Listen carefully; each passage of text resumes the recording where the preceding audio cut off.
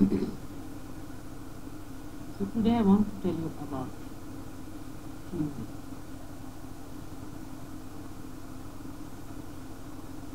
That is my name,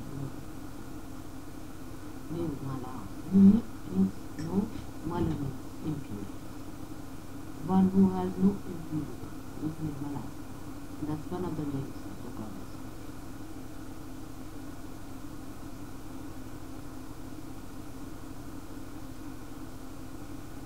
Purity is a quality which is silent. It speaks in silence. It is one of the most non-aggressive attributes. It probes into you.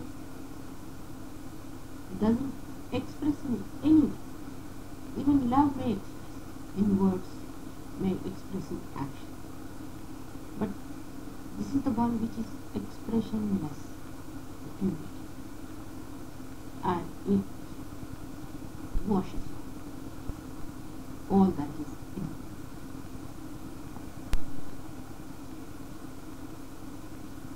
You cannot a rationality understand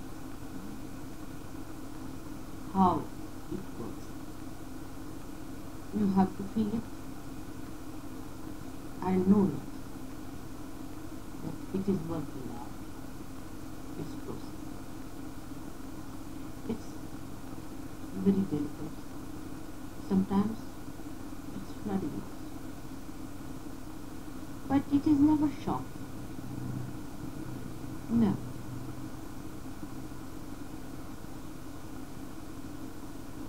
When I say that we find the human ideas have become log-headed. When do they become log-headed? It is upside down. When we are plunging into something. We are plunging into something where we are going to get this. We are upside down. This comes out of impurities, that you cannot see things correctly in their right perspective.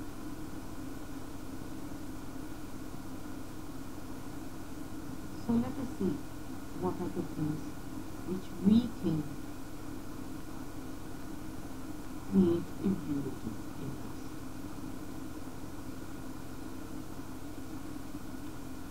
They say in two verses,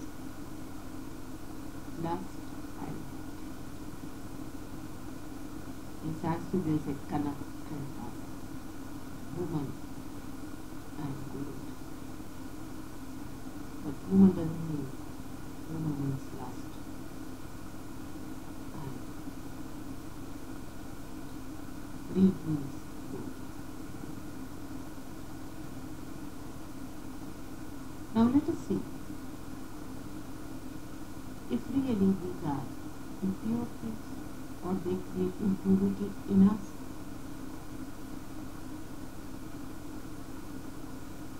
Or why these two things have become a source of impurity to us.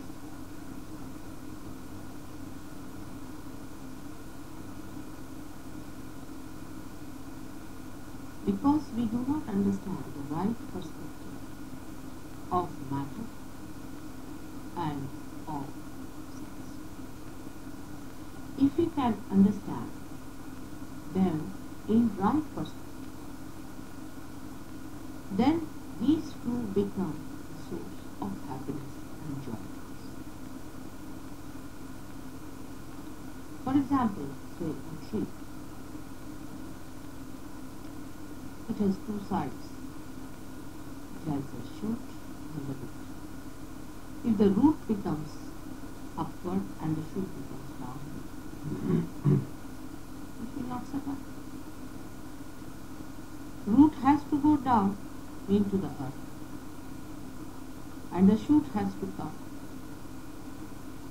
The root has the capacity to suck in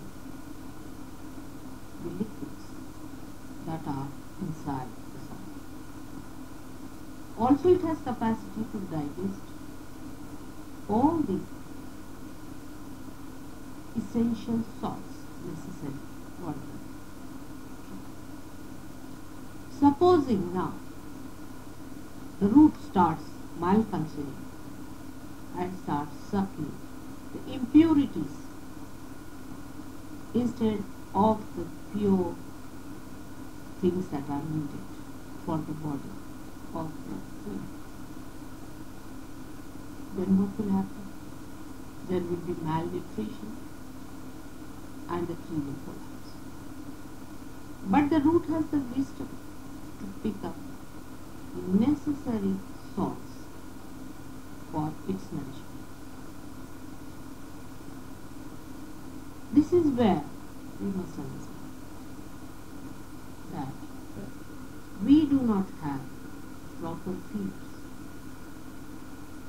for our own nourishment, and we blame God, or we blame nature, we blame society, we blame cultures, we blame our parents, we blame our governments, we blame this and that.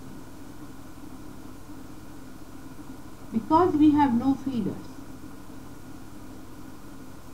we suck it, that is impure,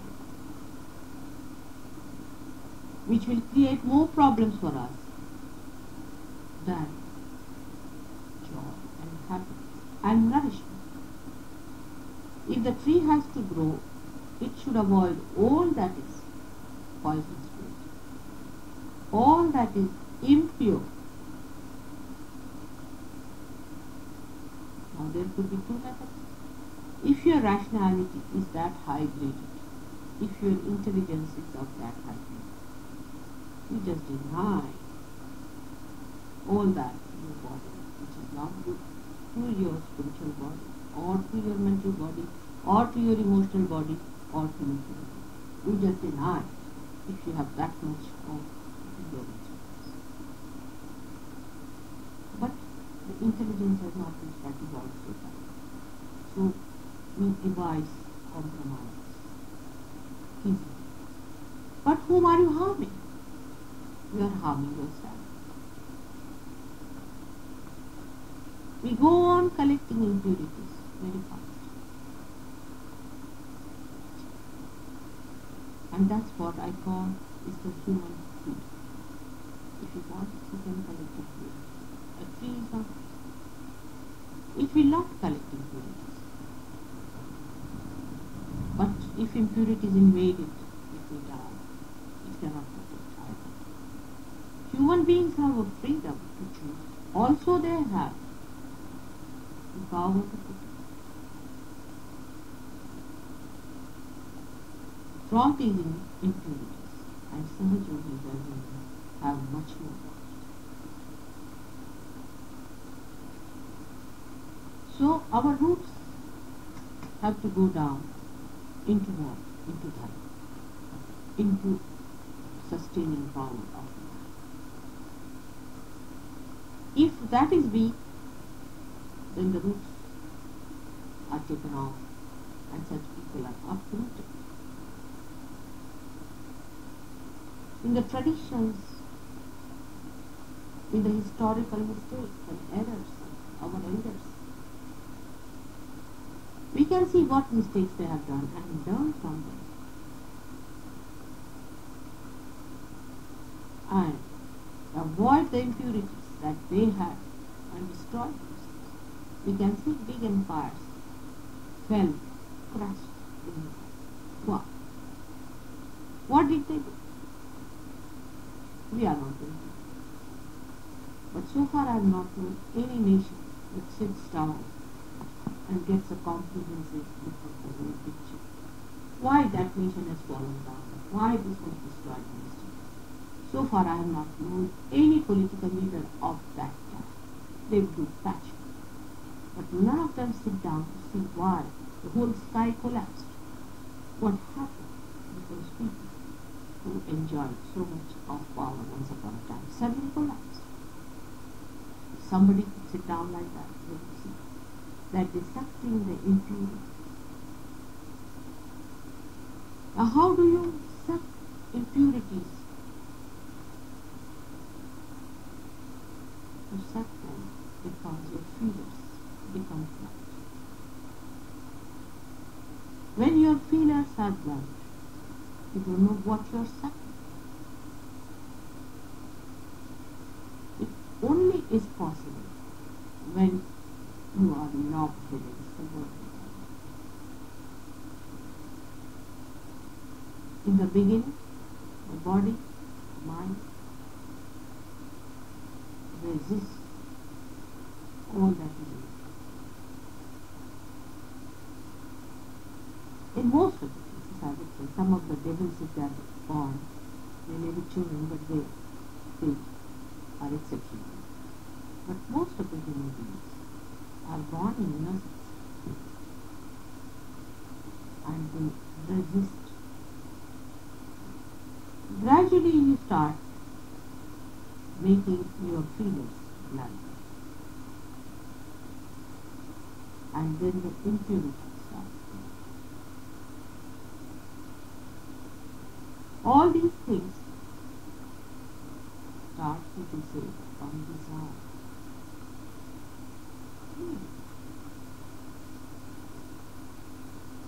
Desire to be the king, desire to be the most beautiful person, desire to be ruling the whole world, desire to eat, desire to have, possess, all desire.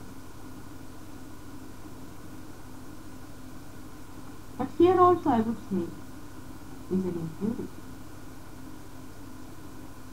Desire. And all these things, beauty is one, and that is joy. You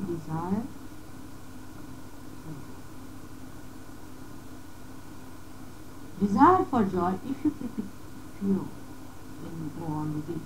So this is not something that gives joy.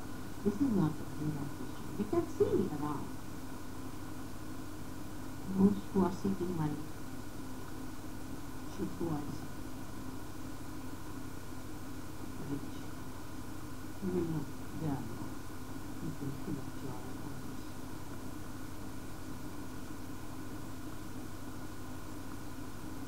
And when you go to people who are in joy and in tranquility, you find they are talking of something else.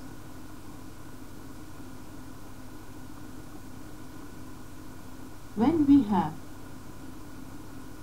accepted desire as something wrong, we also negate the ultimate desire. But the essence is Swa. We call the essence is Swa. Swa means self. Essence of everything is that. If you want to have a beautiful tree in front of your house, the desire is for joy. What does a tree matter to you if it does not give you joy? It's like anything in the world. I believe.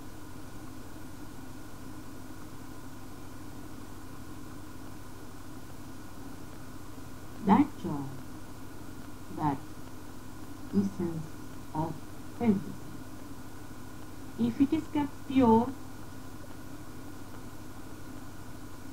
then it's nourishing. Like the tree roots embed themselves in the mother soil and suck the beauties of the essence of it that is meant for nourishment and enrich themselves.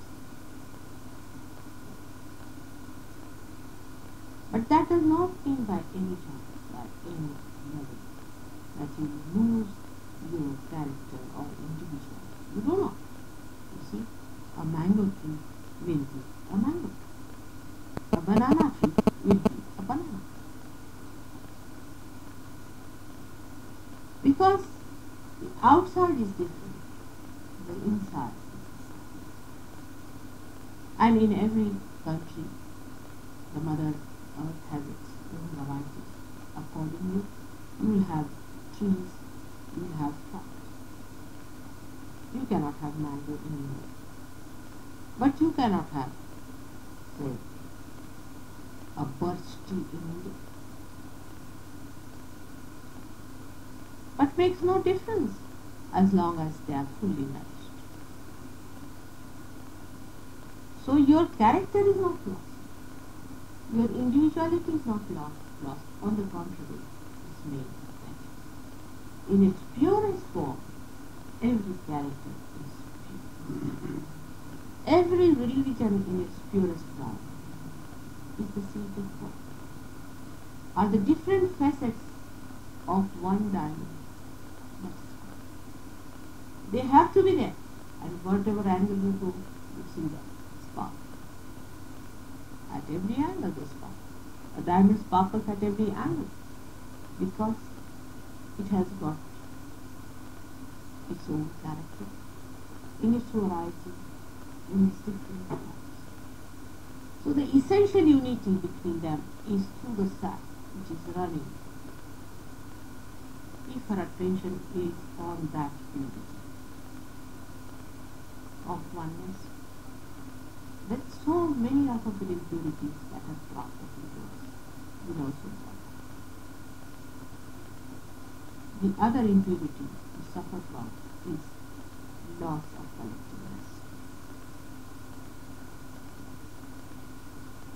We don't mind wearing the same dresses all over the world. If a jean starts all over the places you go, even Japan, or you go to Australia, you go to even to China, communist countries, anywhere the jean everything is wearing. But the essential unity within us, in its purest form,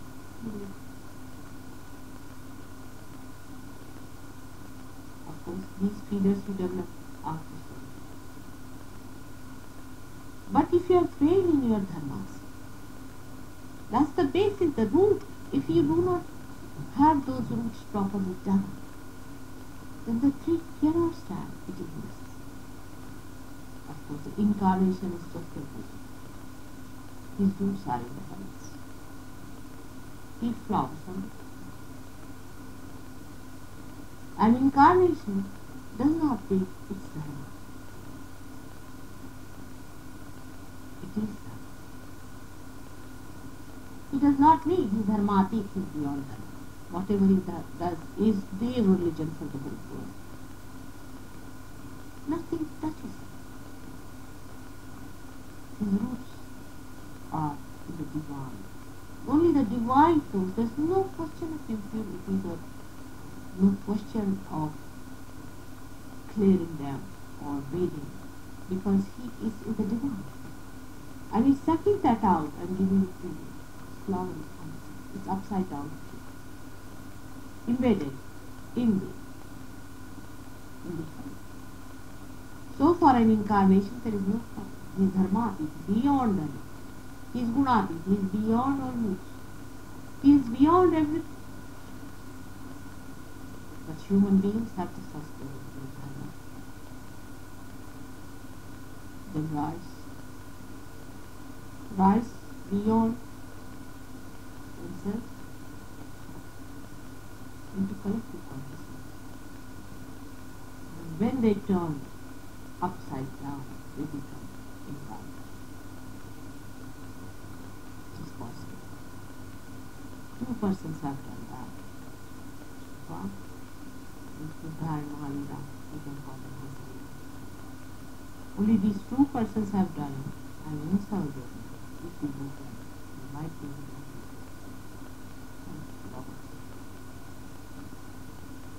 Where our roots will be in the divinity. Here you have to choose. Still the freedom of choice exists. For me there is no freedom at all. I cannot choose it. That's why I say I have no sense. I have no sense of salvation. I plan. So the choice doesn't exist for me at all. Of anything. I have no time. I'm space. I'm spaceless. I'm timeless. Because my roots are in the deep.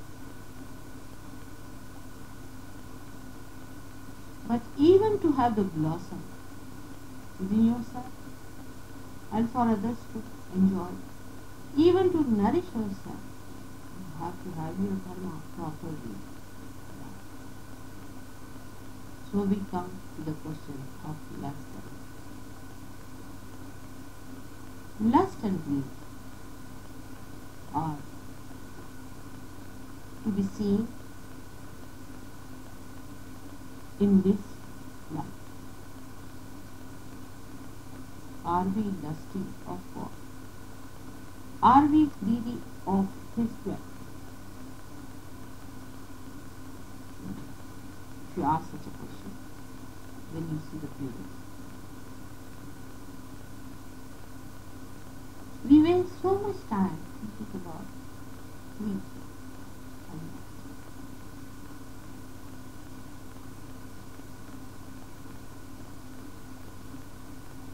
But very little time we have to think of its essential desire. Now, there are two types of things.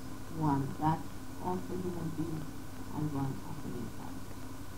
That's why the behavior of incarnation cannot determine the behavior of human. This is a very big mistake we have been always committing. And please beware. You cannot be incarnations now. And you should not determine your behavior according to the behavior of an incarnation. Because incarnation is above all these things. It's a different thing altogether, as I told you. A tree which takes its nourishment or is embedded in the ground. You have to rise till to that stage where your seeds might go into that. And maybe the trees will go from the divine towards that. So the pattern of life that is followed by an incarnation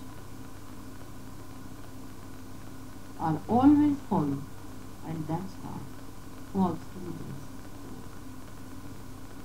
For example, we see Christ took a hunter in his hand and started lashing at people when they were selling God. I feel the same way, and I'm doing it. If you read Kabir, you'll find he's slashing at all these people. If you read Muhammad Shah, he criticizes them. But you are not. You are not incarnate. In you, when you have those impurities, because what I see, that human beings nurture them within themselves, and they like to see the drama in them. For example, they'll go to a picture or a drama. They'll see a cruel man hitting someone. They'll say, what a cruel man, he is horrid. But they don't know that cruelty they share within themselves. They want to call others cruel, but not the cruelty that exists within them. You see, as far as others are concerned, they become a witness, but as far as they are concerned, they are not. If they could be witness to themselves, if they could see themselves, then what will happen? That their purifying process, especially for Samajut, because it has opened up, the tap has opened. Spirit is everything. Only you see where it has to be. It's your attention in yoga. Just put it. Do not justify by saying, my society is bad, my parents are bad, this happened, because of this it has happened, because, no. They are there because you are harboring them. In others you can see clearly, but in yourself you cannot see. That is what a human mind is, a very fine mind, which is being evolved. You read a book, for example, if you read somebody's book, immediately you are identified with the hero and never with the villain. You don't know the villain is much more there than the hero itself. It's a common thing I've seen with human beings. You see, I have now learned through many lives on this earth what a human being is. Just the opposite is an incarnation. Just the opposite is an incarnation. You see, supposing you have a problem with yourself, immediately I try to see in myself where is that problem. In my own vastness, I correct it and you get it. Because you are my God. You are me. All your activities are within me, which I can my God. That's how I do it. And unless and until I do it, I don't feel all that you've seen. My problems are very different from yours.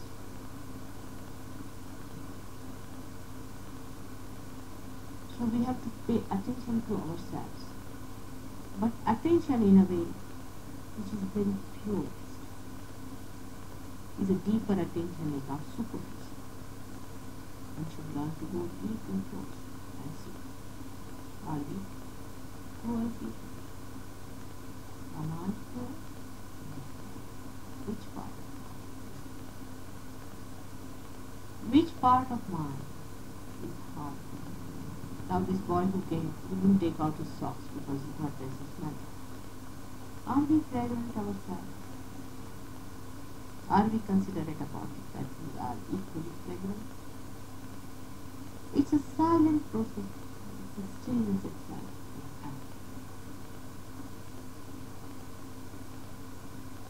And this has to be it. And because, as I say, in the Western countries, we are crashed. It is much more necessary for you people to work hard than the people who are yet to crash down. They are about to. Most of them are coming behind. And you have to announce with a horn, now don't crash. We have crashed. That's your fault. That's very important. Any man who has any consideration, any feeling for others, if he gets hurt by a stone on his way, he immediately stand there and say, oh, there's a stone here, now don't talk about it. When we are hurt by certain foolishness or stupidities, or you can say even the impurities that we have assimilated in ourselves through our own egoistical pursuits, let us announce to the world that we have been foolish. We have done it. We have broken people. We have broken our hands. We have broken our heads. We have broken our chakra. No, you don't. For heaven's sake, you don't. Because they are following you. They think you are going on an ascent. They don't know they are all had mercy. In every way possible, you have to announce. But the announcer is expected by people. You see, it's such a fun work to be a perfect person. So they want also your assent. This is what the world is, you see. Today, supposing you say, I was crushed down, I was finished, I have nothing in me to offer. You say, then what are you talking about? But still then you have something to offer in that. And what do you have to offer is that we are crushed because of this. It will help so many people you don't. But people will deny you if you say only that. But if you say, no, I was crushed and I will. But your being should announce that you are resurrected. On the contrary, if you are breathing, if you are still the same star you are you going to believe? So Sahaja Yoga has given you that path by which you ascend. And when you ascend, you can go on along, telling people, don't fall, don't fall. If you fall, it's difficult to ascend, as it has happened to us. So don't fall, there's a short circuit. Come to the short circuit. Your dharma must be established. Very necessary in the root of these crashed society. Dharmas are to be established. What are we doing about it?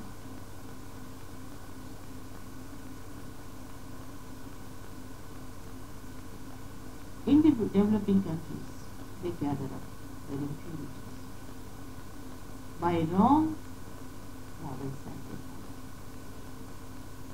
They think, oh, we must have love, we must have cause, we must have deliverance. You see, the whole attention is how effective you are as far as your material things are concerned. It is when they start getting rid of their poverty, they just forget why did they remove their poverty. It would be like a bridegroom who has to be ready to marry. Then they dress him up, he's done up well. Now he's ready to be married. He's married. Now the night has come. He has to meet his wife. Still he's carrying on with his dress. Like a fool. Why did you marry? That is all. Like a fool he still is in his attire, proud of his outer things that have done to him, not understanding it has been. We remove poverty for what? We remove all these problems for what? We develop for what? We develop so that our day-to-day life becomes easier. And we have time for what? We have time for meditation.